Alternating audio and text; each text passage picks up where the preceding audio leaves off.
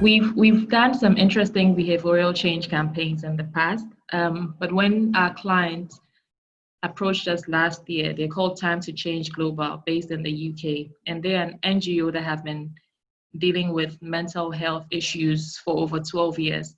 We thought this was quite an interesting bit to it, and we saw that, okay, this is a different type of behavioral change campaign.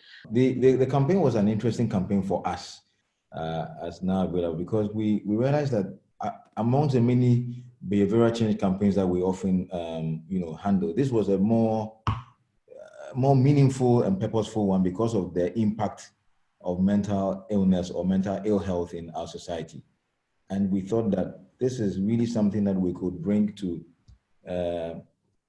Ghanaians in a more personal way. So it was a very interesting campaign. We were even really wowed when the results came.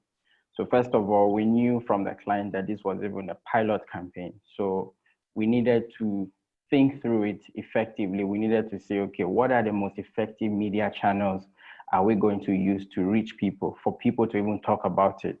So budget, again, for those of us who are in the media space, we know we're always talking about money, budget. How do we amplify these campaigns across different media channels? Maurice is taking us on a cruise, as I can see.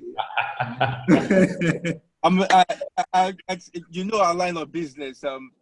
Initially, this time was very free. Then all of a sudden, client calls, and you just have to hop in the car. And I'm at the set right now, hoping to finish up this session. Then I can just go take my place driving a particular project.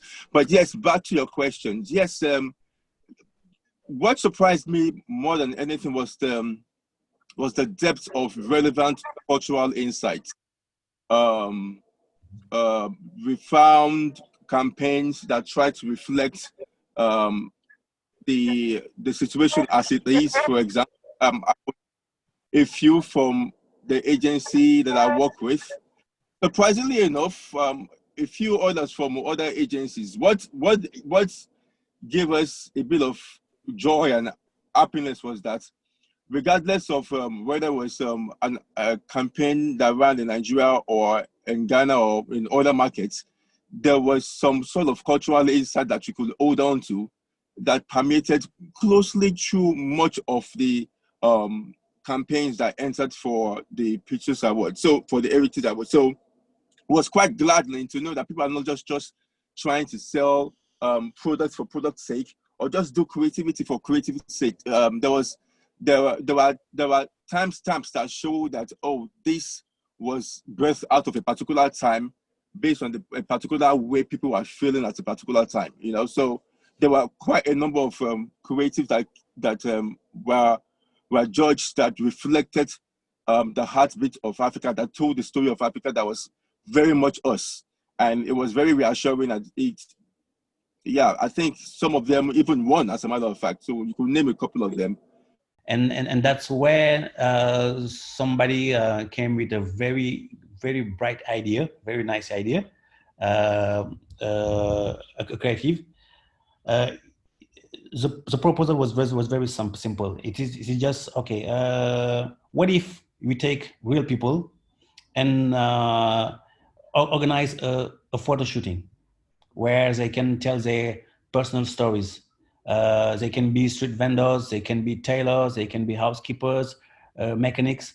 We see them every day in the streets, but no one knows their story. No one knows their personal struggle. What if we just decide to bring them, get them talking about their personal stories?